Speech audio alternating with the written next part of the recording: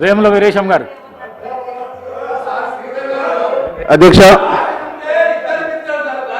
ముఖ్యమంత్రి గారు అనేక అంశాలని ప్రస్తావించుతూ గవర్నర్ గారు ఇచ్చినటువంటి స్పీచ్కి సార్థకత తెచ్చిందని చెప్పేసి నేను భావిస్తున్నా అధ్యక్ష.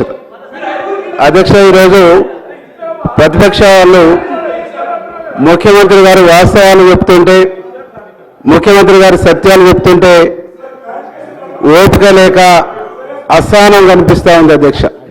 వాళ్ళ అసహనం చూస్తూ ఉంటే అధికారం కోల్పోయిన తర్వాత అధికారం లేక వాళ్ళు ఎంత వెంపర్లాడుతుందో చాలా స్పష్టంగా అర్థమవుతూ ఉంది అధ్యక్ష. ఈరోజు సమాజం మొత్తం చూస్తూ ఉంది, సమాజం మొత్తం చూస్తూ ఉంది.